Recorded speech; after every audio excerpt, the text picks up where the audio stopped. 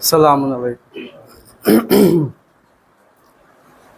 لا حول ولا قوة الا باللہ العلی العظیم۔ اعوذ باللہ من الشیطان الرجیم۔ بسم اللہ الرحمن الرحیم۔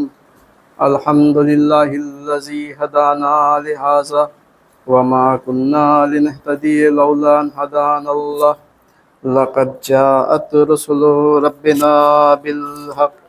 الصلاة والسلام على اشرف الانبیاء والمرسلین خاتم النبیین بالقاسم محمد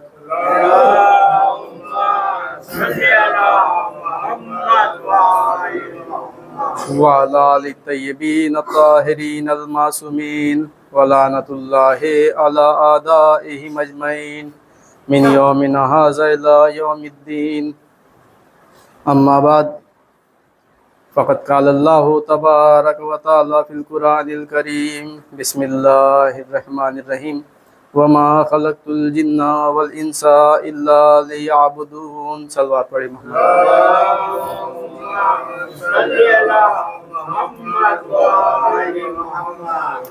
عزیزان گرامی و بزرگان قدر، یہ بڑا ہی مبارک مہینہ شروع ہے، ماہ مبارک شعبان، جو عبادتوں والا مہینہ ہے، جس مہینے میں بندہ خدا، بندہ مومن زیادہ سے زیادہ اپنی زندگی عبادت میں گزارتا ہے۔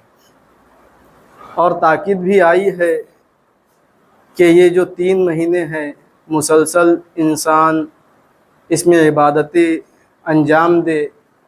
ماہ مبارک رجب ہے، ماہ مبارک شعبان ہے، اور ماہ مبارک رمضان، یعنی ان مہینوں میں روزے رکھنے کا، نمازیں پڑھنے کا بہت زیادہ ثواب ہے۔ تو ہمیں کوشش کرنی چاہیے کہ یہ جو مہینہ ہے، ماہ شعبان ہے، ابھی شروع ہوا ہے، تو کوشش یہ کریں کہ جو روزے ہمارے قضا رہ گئے ہیں پچھلے سال کے، وہ ان دنوں میں پورے کر لیں۔ اور ماہ شعبان میں روزے رکھنا مستحب بھی ہے۔ تو عزیزان گرامی، خلقت انسان، جو انسانوں کی خلقت کا مقصد ہے، وہ بھی یہی ہے کہ انسان اپنی زندگی عبادت الہی میں گزارتا رہے۔ وما خلقت الجن والانس الا لیعبدون۔ اللہ تعالیٰ ارشاد فرما رہا ہے کہ ہم نے انسانوں اور جنوں کو خلق نہیں کیا لیکن صرف اپنی عبادت کے لیے۔ تو ہمارا حیات کا مقصد، ہماری زندگی کا مقصد عبادت الہی ہے۔ ہم اپنی زندگی کو عبادت الہی میں گزارتے رہیں۔ اور جو سب سے اہم عبادت ہے، جسے دین میں سب سے اوپر رکھا گیا ہے، جو کہ اصول دین میں سب سے پہلا اصول کہلاتی ہے، وہ ہے نماز۔ نماز کے بارے میں ارشاد ہوتا ہے، وَأَقِیمِ الصَّلَاةَ إِنَّ الصَّلَاةَ تَنْہَىٰ عَنِ الْفَحْشَاءِ وَالْمُنکَرِ وَلَذِکْرُ اللہِ الْأَکْبَرُ۔ اور نماز قائم کریں کہ نماز ہر برائی اور ہر بدکاری سے روکنے والی ہے، اور اس کا ذکر بہت بڑی شے ہے۔ تو نماز کے بارے میں اللہ تعالیٰ ارشاد فرما رہا ہے کہ نماز کو قائم کرو، اس لیے کہ نماز انسان کو ہر برائی سے بچاتی ہے۔ تو اللہ تعالیٰ ارشاد فرما رہا ہے کہ نماز انسان کو ہر برائی سے بچاتی ہے، لیکن ہم دیکھتے ہیں کہ دنیا میں بہت سے ایسے نمازی نظر آتے ہیں جو نماز تو پڑھتے ہیں، نمازیں بھی پڑھتے ہیں، عبادتوں کو بھی انجام دیتے ہیں، روزے بھی رکھتے ہیں، حج بیت اللہ کے لیے بھی جاتے ہیں، لیکن وہ برائی کرتے ہوئے بھی نظر آتے ہیں۔ تو کیا وجہ ہے کہ یہ نماز، جس کا وعدہ کیا ہے اللہ تعالیٰ نے کہ نماز انسان کو ہر برائی سے روکتی ہے، تو وجہ کیا ہے؟ انسان نماز بھی پڑھ رہا ہے اور اس کے بعد برائیوں کو بھی انجام دے رہا ہے۔ تو اس کی وجہ کیا ہے؟ وجہ یہ ہے کہ انسان نماز کا عادی بن چکا ہے، یعنی یہ جو عبادت ہے، اس نے اس عبادت کو اپنی عادت بنا لی ہے۔ اور جب انسان کسی چیز کو اپنی عادت بنا لے تو اس کا فائدہ نہیں ہوتا ہے۔ تو عزیزان گرامی، نماز کس وقت فائدہ دے گی، نماز ہمیں کب فائدہ پہنچائے گی؟ جب ہم ارکان نماز پر غور و فکر کریں، اذکار نماز پر غور و فکر کریں، اور جو اذکار نماز ہے، جس ذکر کو ہم نماز میں اپنی زبان پر جاری کرتے ہیں، اس ذکر پر عمل کرنے کی ضرورت ہوتی ہے۔ اگر ہم نماز کے ان اذکار پر عمل کرنا شروع کر دیں تو واقعاً وہ نماز ہمیں برائی سے بچائے گی۔ کبھی توجہ کیجیے، آپ نماز میں کیا کیا پڑھتے ہیں؟ نماز میں تکبیرۃ الاحرام، جس سے نماز شروع ہوتی ہے، اللہ اکبر، یعنی آپ کیا کہہ رہے ہیں؟ اللہ ہر شے سے بڑا ہے، یعنی جتنی بھی دنیا میں شے ہے تمام اشیاء سے کون بڑا ہے؟ اللہ تعالیٰ تمام اشیاء سے بڑا ہے۔ سب سے پہلے ہمیں اس چیز کا تصور رکھنا ہوگا۔ اگر ہم صرف یہی تصور اپنے سامنے رکھ کر اپنی زندگی کے عمل کو انجام دیں تو ہم دنیا کی ہر برائی سے بچ سکتے ہیں۔ اس لیے کہ جب ہم اپنی نظروں کے سامنے اپنے ذہن میں یہ رکھیں گے کہ اللہ ہر شے سے بڑا ہے، ہر چیز سے بڑا ہے، تو اس کے سامنے یہ رہے گا کہ ہم اللہ کے سامنے موجود ہیں۔ جب ہم اللہ کے سامنے موجود ہے تو ہم کس طرح سے کسی گناہ کو انجام دیں؟ حدیثوں میں وارد ہوا ہے کہ تم اللہ سے اس طرح سے ڈرو جس طرح سے تم مخفیانہ ڈرتے ہو۔ یعنی انسان لوگوں کے سامنے جب لوگوں کے سامنے ہوتا ہے تو وہ گناہ سے بچتا ہے، لیکن جب تنہائی میں جاتا ہے تو وہ گناہ کو انجام دیتا ہے۔ تو انسان کو یہ سوچنا چاہیے کہ ہر وقت وہ اللہ کے سامنے موجود ہے، تب جا کر وہ گناہ سے بچ سکتا ہے۔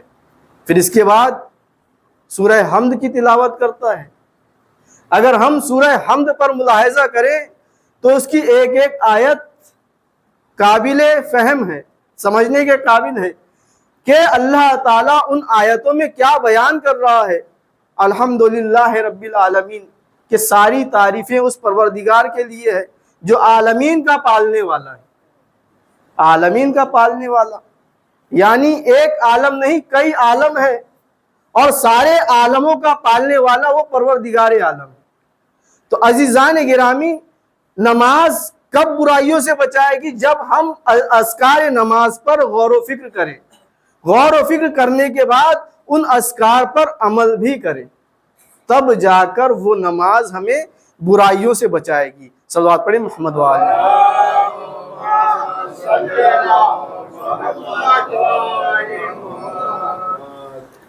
اور نماز کے بارے میں ذکر ہو رہا ہے، یہی وہ لوگ ہیں جنہیں ہم نے زمین میں اختیار دیا تو انہوں نے نماز قائم کی اور زکوٰۃ ادا کی۔ یہ بھی نماز کی ایک فضیلت بیان ہو رہی ہے۔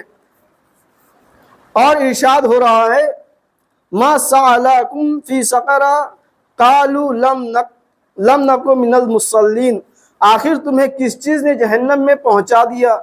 وہ کہیں گے کہ ہم نماز گزار نہیں تھے۔ کچھ ایسے بھی لوگ ہوں گے جو جہنم میں جا رہے ہوں گے، تو ان سے سوال کیا جائے گا کہ بتاؤ تم جہنم میں کیوں جا رہے ہو؟ تو وہ لوگ کہیں گے کہ ہم نماز گزار نہیں تھے۔ یہ ہے نماز کی فضیلت۔ وَاسْتَعِينُوا بِالصَّبْرِ وَالصَّلَاةِ وَإِنَّهَا لَكَبِيرَةٌ إِلَّا عَلَى الْخَاشِعِينَ، صبر اور نماز کے ذریعے سے مدد مانگو۔ نماز بہت مشکل کام ہے مگر ان لوگوں کے لیے جو خشوع و خضوع والے ہیں۔ تو عزیزان گرامی، ہمیں نماز پڑھنی چاہیے، نماز سے دوری اختیار نہیں کرنا چاہیے۔ اور نماز کے بارے میں حدیث وارد ہو رہی ہے کہ نماز دین کا ستون ہے، جو شخص جان بوجھ کر نماز کو چھوڑ دے تو اس نے اپنے دین کو منہدم کر ڈالا، اور جو شخص اسے اس کے وقت پر نہ پڑھے وہ ویل میں داخل ہو گیا، اور ویل جہنم کی ایک گھاٹی ہے، جیسا کہ قرآن مجید میں ارشاد ہو رہا ہے ویل للمصلین الذین هم عن صلاتهم ساہون، ویل ہے ان نمازیوں کے لیے جو اپنی نمازوں سے غافل رہتے ہیں۔ تو عزیزان گرامی، یہ جو عبادت کا مہینہ ہے، اس میں ہمیں عبادتوں سے غافل نہیں رہنا ہے، ہمیں عبادتوں کو انجام دینا ہے۔ اور یہی نماز ہے کہ جس کے بارے میں قیامت کے دن سب سے پہلے سوال کیا جائے گا۔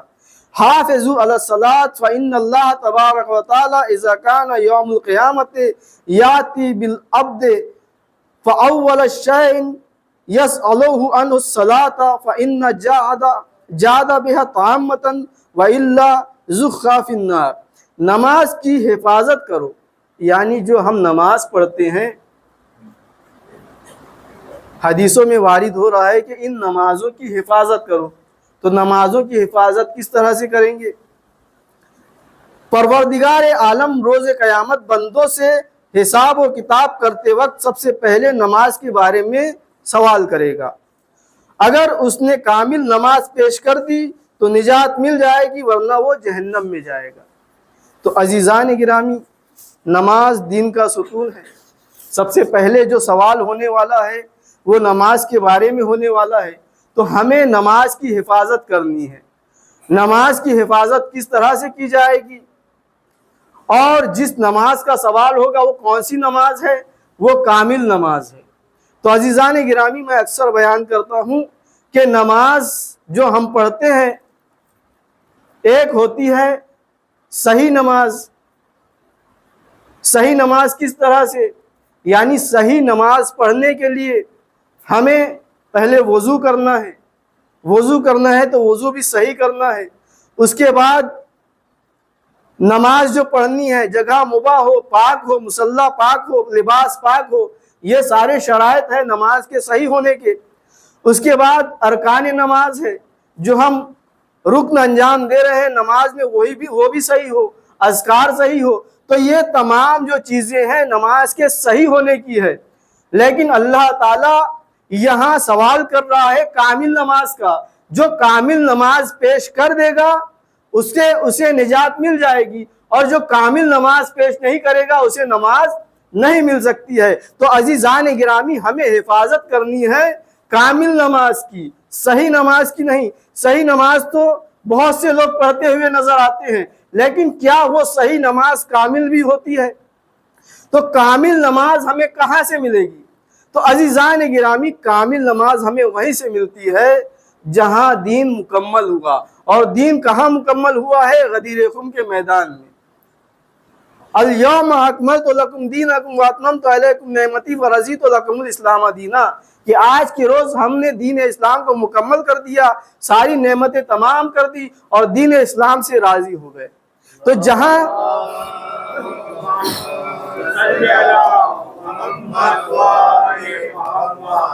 تو عزیزان گرامی، جہاں دین مکمل ہوا ہے وہیں سے ہمیں کامل نماز بھی ملے گی۔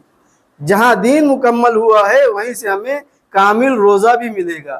تو ہمیں کامل نماز بھی چاہیے اور کامل روزہ بھی چاہیے۔ تو عزیزان گرامی، حفاظت کس طرح سے ہوگی نماز کی؟ محبت اہل بیت سے۔ محبت اہل بیت سے اپنی نمازوں کی حفاظت کرو۔ اگر تم چاہتے ہو کہ تمہاری نمازیں محفوظ ہو جائے، تمہاری نمازیں بچ جائے، تمہاری نمازیں تمہارے کام آ جائے، تو تمہیں کیا کرنا چاہیے؟ اپنی نمازوں کی حفاظت کرنی چاہیے۔ اپنی نمازوں کی حفاظت کس طرح سے کرو گے؟ محبت اہل بیت کے ذریعے سے۔ ایک حدیث میں وارد ہوتا ہے، معصومین علیہ السلام سے وارد ہے کہ امام کے زمانے میں، غالباً امام جعفر صادق علیہ السلام کے زمانے میں،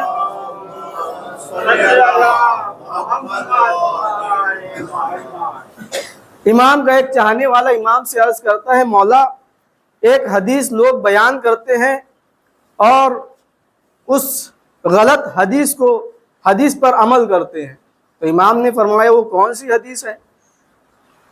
تو وہ شخص کہتا ہے کہ مولا آپ کے اجداد سے حدیث نقل کرتے ہیں کہ ہم سے محبت کرو اور اس کے بعد جو جی چاہے عمل کو انجام دو۔ تو اس حدیث کے سبب لوگ برائیوں کو انجام دے رہے ہیں، کیا یہ حدیث صحیح ہے؟ جب امام نے یہ حدیث سنی تو امام فرماتے ہیں کہ واقعاً یہ حدیث ہمارے اجداد سے نقل کی گئی ہے اور یہ صحیح ہے۔ اب امام فرما رہے ہیں کہ ہم سے محبت کرو، اس کے بعد جو جی چاہے عمل کرو۔ تو لوگوں نے عمل سے کیا مراد لے لیا کہ جو جی چاہے عمل کرو، یعنی اچھائی برائی تمام چیزیں اس میں شامل کر لی۔ اب یہاں امام اس حدیث کی وضاحت کرتے ہیں کہ ان لوگوں پہ لعنت ہو جو اس حدیث کو اس طرح سے بیان کرتے ہیں، یہ سمجھتے ہیں اس حدیث کا مطلب یہ نہیں ہے، اس حدیث کا مطلب بیان کر رہے ہیں امام، اس حدیث کا مطلب یہ ہے جو عمل چاہے انجام دو، یعنی جتنی چاہے عبادت کرو، جتنے چاہے روزے رکھو، جتنی چاہے نمازیں پڑھو، جتنے چاہے حج کرو، اگر ان سب کو قبول کروانا ہے تو اس کے لیے ہماری محبت کی ضرورت ہے۔ جب تک ہماری محبت نہیں ہوگی کوئی عمل کامل قبول نہیں ہو سکتا۔ صلوات پڑھیں محمد و علیہ۔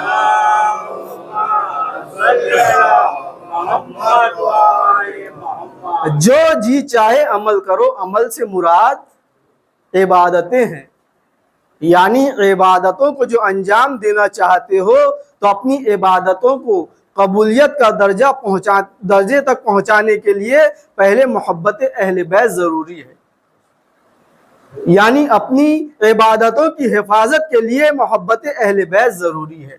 تو عزیزان گرامی، یہ ماہ مبارک شعبان ہے جس میں معصومین کی ولادتیں بھی ہے، بڑا ہی بابرکت مہینہ ہے۔ اسی مہینے میں امام حسین علیہ السلام کی بھی ولادت ہے، مولا عباس علمدار کی بھی ولادت ہے۔ تو عزیزان گرامی، مولا امام حسین علیہ السلام کی جب ولادت ہوئی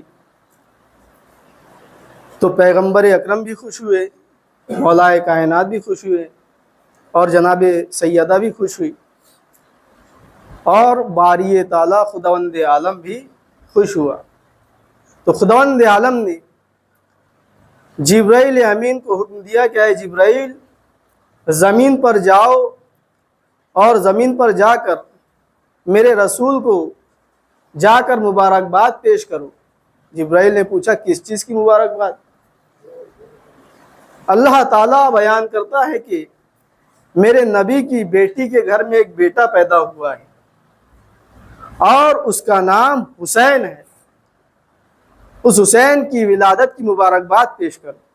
اب عظمت حسین کو اللہ تعالیٰ بیان کر رہا ہے کہ دیکھو ایسے ہی نہیں جانا، بلکہ 1000 فرشتوں کا لشکر لے کر جانا۔ اب جبرائیل امین چلے، زمین کی طرف روانہ ہوئے۔ راستے میں جبرائیل امین کی نظر ایک خرابے پر پڑی جہاں ایک فرشتہ مورد عتاب پڑا ہوا تھا۔ جب اس فرشتے نے دیکھا کہ جبرائیل امین لشکر لے کر زمین کی طرف جا رہے ہیں تو آواز دیتا ہے جبرائیل کہاں جا رہے ہو؟ جبرائیل امین رک گئے، اس کے قریب آئے، کہا کہ کیا بات ہے، تم یہاں کیسے؟ کہا کہ ایک ترک اولیٰ کی بنا پر مجھے سزا سنائی گئی ہے، 700 برس سے میں یہاں مورد عتاب ہوں، سزا میں مبتلا ہوں، سجدے پہ سجدے کیے جا رہا ہوں، لیکن میرا یہ عتاب ختم نہیں ہوتا ہے، تم کہاں جا رہے ہو؟ تو جبرائیل امین کہتے ہیں کیا تمہیں خبر نہیں ہے رسول کی بیٹی کے ہاں ایک بیٹا پیدا ہوا ہے اور اللہ تعالیٰ نے اس کی مبارکباد پیش کرنے کے لیے ہمیں بھیجا ہے، ہم وہیں جا رہے ہیں۔ جب اس نے سنا کہ پیغمبر اکرم کے پاس جا رہے ہیں، رحمت للعالمین کے پاس جا رہے ہیں جو تمام عالمین کے لیے رحمت ہے، اس نے سوچا کہ رحمت للعالمین کے صدقے میں ہو سکتا ہے میرا یہ عتاب ختم ہو جائے، میری یہ سزا ختم ہو جائے۔ کہتا ہے جبرائیل کیا تم مجھے اپنے ساتھ لے کر چل سکتے ہو؟ اب جبرائیل امین اس فرشتے کو بھی ساتھ لیتے ہیں، لے کر چلتے ہیں، آتے ہیں پیغمبر اکرم کی خدمت میں، سلام و کلام ہوتا ہے، پیغمبر اکرم کو مبارکباد پیش کرتے ہیں۔ اس کے بعد عرض کرتے ہیں یا رسول اللہ یہ ایک فرشتہ ہے جو 700 برس سے مورد عتاب ہے، آپ کے پاس آیا ہے کہ آپ کے رحمت کے سائے میں اس کے بالوں پر لوٹا دیے جائے۔ اب پیغمبر اکرم سوال کرتے ہیں جبرائیل امین سے اے جبرائیل کیا آج تم میری وجہ سے آئے ہو؟ کہا کہ نہیں۔ کس کی وجہ سے آئے ہو؟ حسین کی وجہ سے۔ تو پیغمبر اکرم کہتے ہیں جاؤ حسین کے پاس جاؤ۔ جبرائیل امین کہتے ہیں مجھے کرنا کیا ہوگا؟ کہتے ہیں جاؤ اس فرشتے کو حسین کے جھولے سے مس کر دو۔ اب وہ فرشتے کو جیسے ہی حسین کے جھولے سے مس کیا جاتا ہے فرشتے کے بالوں پر لوٹ آتے ہیں۔ صلوات پڑھیں محمد علیہ۔ تو عزیزان گرامی، اللہ تعالیٰ جسے ہادی اور امام بنا کر بھیجتا ہے تو اسے صاحب معجزہ، صاحب کرامت بنا کر بھیجتا ہے، اپنی طرف سے علم دے کر بھیجتا ہے، اپنی طرف سے معجزات دے کر بھیجتا ہے۔ اب اس فرشتے کے جب بالوں پر لوٹ آئے تو پھر آسمان کی طرف جانے لگا اور کہنے لگا من مثلی، مجھ جیسا کون ہے، مجھ جیسا کون ہے؟ میں کہوں گا اے فرشتے، ابھی تو عذاب سے رہا ہوا ہے، پھر یہ کیا تکبرانہ جملہ کہہ رہا ہے من مثلی، مجھ جیسا کون ہے؟ تو عزیزان گرامی، عجب نہیں وہ فرشتہ یہ کہے کہ اگر میں اپنی ذات کی بنا پر کہہ رہا ہوتا تو مجھ پر عتاب نہیں بلکہ عذاب نازل ہو جاتا۔ ارے میں حسین کا رہا کرتا ہوں، لہٰذا میں کہہ رہا ہوں من مثلی، مجھ جیسا کون ہے؟ صلوات پڑھے محمد و آل محمد۔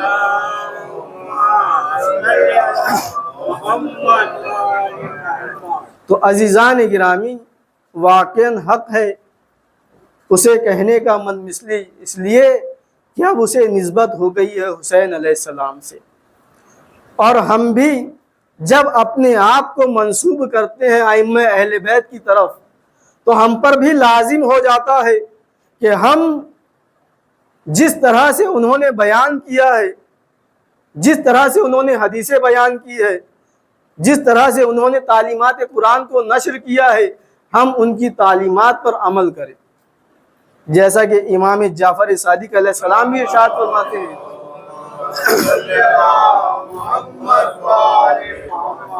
کونوا لنا زینا ولا تکونوا لنا شینا، کہ ہمارے لیے زینت کا سبب بنو، ہمارے لیے رسوائی کا سبب نہ بنو۔ تو عزیزان گرامی، ہم ائمہ اہل بیت کے چاہنے والے ہیں، جب ہم دعویٰ کرتے ہیں کہ ہم ائمہ اہل بیت کے چاہنے والے ہیں تو ہمیں ان کے قول پر بھی عمل کرنا ہوگا، اس لیے کہ جب ہم دعویٰ کرتے ہیں محبت کا تو محبت کا دعویٰ اسی وقت صحیح ہو سکتا ہے کہ جب ہم اس پر عمل کریں، جس سے ہم محبت کرتے ہیں اس کی کہی ہوئی بات پر عمل کریں، تب جا کر ہم اپنے دعوے میں سچے ہوں گے۔ اہل بیت چاہ رہے ہیں کہ ہم نمازیں پڑھیں، ہم نماز سے غافل، اہل بیت چاہ رہے ہیں کہ ہم روزے رکھیں، ہم روزے سے غافل، اہل بیت چاہ رہے ہیں کہ ہم حج کریں، ہم حج سے غافل، یعنی جس سے ہم محبت کا دعویٰ کر رہے ہیں اور اسی عمل سے اگر ہم غافل ہوتے ہیں تو پھر ہمارا دعویٰ صحیح نہیں کہلائے گا۔ لہٰذا ہمیں چاہیے کہ ہم اپنی عبادتوں سے غافل نہ ہوں۔ وصلی علی محمد وآل الطیبین الطاہرین المعصومین۔ خدا